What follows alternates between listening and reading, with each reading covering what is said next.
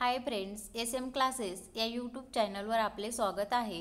या व्हिडिओमध्ये आपण 11वी वाणिज्य विभागासाठी अत्यंत महत्त्वाचा असणारा विषय म्हणजे चिटणीसाची कार्यपद्धती, तर या विषयाचे जे प्रकरण दुसरे आहे संयुक्त भांडवली संस्था, तर या प्रकरणातील दोन महत्त्वाच्या संकल्पना म्हणजेच खाजगी कंपनी व सार्वजनिक कंपनी, तर या दोन संकल्पनांमधील फरक आपण आजच्या या व्हिडिओमध्ये पाहणार आहोत।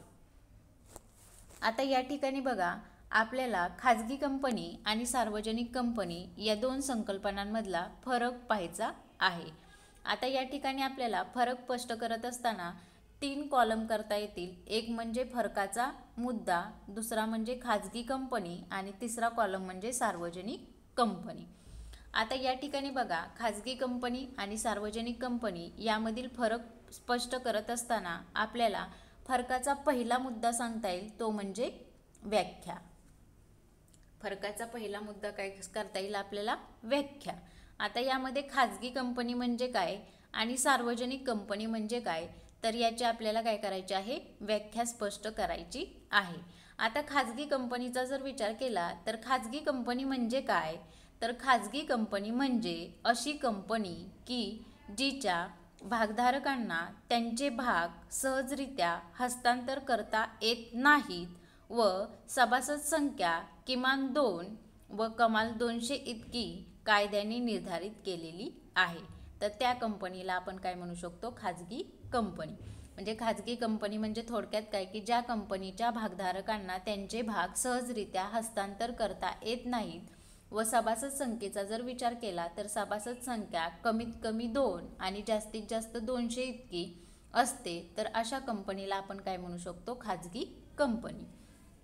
त्यानंतर सार्वजनिक कंपनीची व्याख्या आपण काय सांगू शकतो?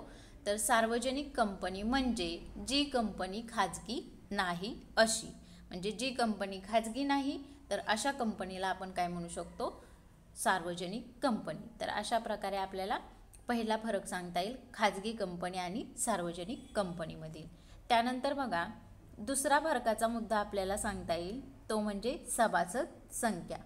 आता सभासद संख्येचा जर विचार केला तर खाजगी कंपनीमध्ये किमान सभासद संख्या असते 2 आणि कमाल सभासद संख्या असते 200, आणि तेच जर सार्वजनिक कंपनीचा विचार केला तर सार्वजनिक कंपनीमध्ये किमान सभासद संख्या असते 7 आणि कमाल सभासद संख्या असते अमर्यादित। तर अशा प्रकारे आपल्याला सभासद संख्येवरून खाजगी कंपनी आणि सार्वजनिक कंपनीमधील फरक सांगता येईल।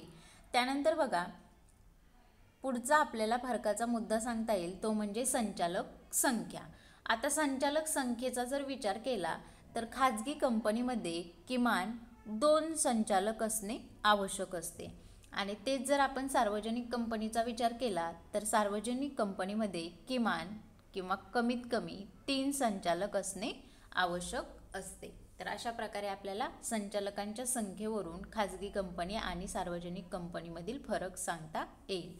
त्यानंतर पुढचा फरकाचा मुद्दा आपल्याला सांगता येईल, तो म्हणजे भागांचे हस्तांतर।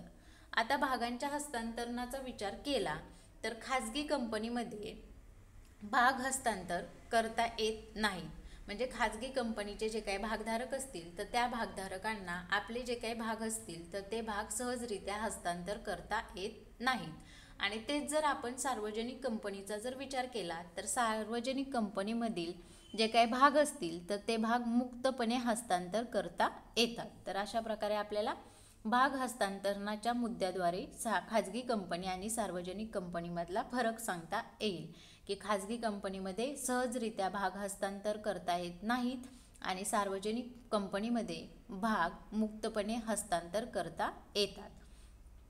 त्यानंतर पुढचा फरकाचा मुद्दा आपल्याला सांगता येईल, तो म्हणजे माहिती पत्रक प्रसिद्ध करणे। आता खाजगी कंपनीचा जर विचार केला तर खाजगी कंपनीला माहिती पत्रक प्रसिद्ध करता येत नाही, आणि तेच जर आपण सार्वजनिक कंपनीचा विचार केला तर सार्वजनिक कंपनीला माहिती पत्रक प्रसिद्ध करता येते, किंवा माहिती पत्रक प्रसिद्ध करून सार्वजनिक कंपनी काय करू शकते? भाग विक्रीस काढू शकते।